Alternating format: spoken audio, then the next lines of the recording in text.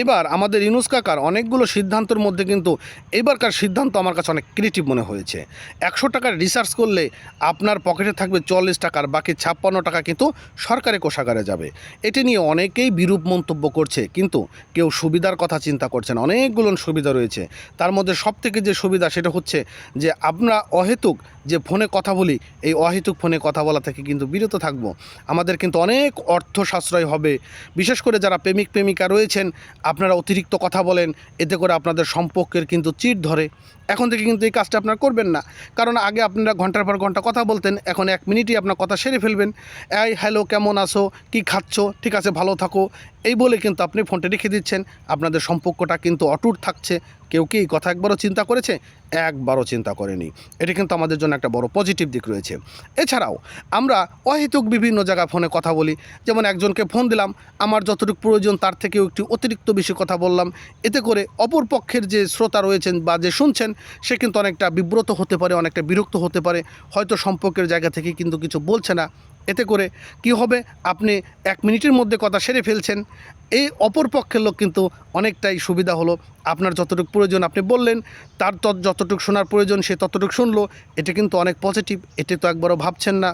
আপনারা যারা ফোনে রিসার্চ করেন, বিশেষ করে যারা স্কুলের ছাত্রছাত্রীরা রয়েছেন, কলেজের ছাত্রছাত্রীরা রয়েছেন, আপনাদের জন্য যে কি সুবিধা হয়েছে একবারও কি ভেবেছেন? কারণ আপনি যে মোবাইলে রিসার্চ করছেন, এই টাকাটা হয় আপনার বাবার পকেট থেকে নিতে হচ্ছে, অথবা টিউশনি করে নিতে হচ্ছে। বোঝেন যে এই টাকাটা আপনার কতটা সাশ্রয় হচ্ছে। আপনার বাবার পকেটের টাকাটাও বেঁচে যাচ্ছে, কারণ আপনি অহেতুক মোবাইলেও সহজে রিসার্চ করবেন না, আর রিসার্চ করলেও আপনি অহেতুক ফোনে কথা বলবেন না। কতটা সুবিধা রয়েছে। এছাড়াও অতিরিক্ত কথা বলার ফলে আমাদের মস্তিষ্কে যে অসুবিধা তৈরি হয়, আমাদের হার্টে যে সমস্যা হয়, এটি থেকেও বেঁচে যাচ্ছেন। এবং আগামী দিনে যে ডাক্তারের যে খরচ, অতিরিক্ত খরচ, সেটাও কিন্তু বেঁচে যাচ্ছে। কারণ আপনার মস্তিষ্কে সমস্যা হলে লক্ষ লক্ষ টাকা খরচ হবে, হার্টে প্রবলেম হলে লক্ষ লক্ষ টাকা খরচ হবে। এটা তো আপনি একবারও ভাবছেন না যে এগুলো থেকেও আপনারা কতটা বেঁচে গেলেন। এছাড়াও কিন্তু ইন্টারনেটের মূল্য বৃদ্ধি করা হচ্ছে। শুধু কি ইন্টারনেটের মূল্য বৃদ্ধি করা হচ্ছে তা না, কিন্তু এতে কিন্তু আপনারও অনেক সুবিধা তৈরি হচ্ছে। কারণ আমরা অহেতুক আমাদের মোবাইলে ডাটা চালু রাখি।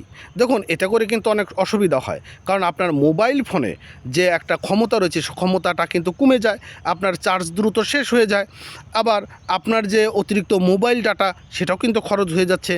এখন থেকে কিন্তু আপনার মোবাইলের অতিরিক্ত ডাটা খরচ হবে না, কারণ আপনার যতটুকু প্রয়োজন ততটুকু আপনার ব্যবহার করে হুট করে আপনি আবার ডাটাটা অন করে রাখলেন। কারণ আপনার মোবাইলে সবসময় ডাটা অন থাকে, এটি কিন্তু আপনি করতে পারছেন না। এতে কিন্তু আপনার মোবাইলের যে অসুবিধা, সেটাও থেকে আপনি বেঁচে গেলেন। আপনার মোবাইল নিয়ে মেকারের কাছেও যেতে হচ্ছে না খুব দ্রুত।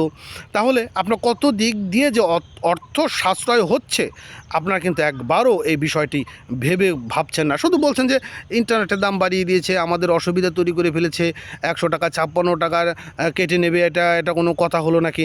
কিন্তু ভাই, এই যে সুবিধাগুলো, এই সুবিধার কথা কি একবার আপনারা চিন্তা করেছেন?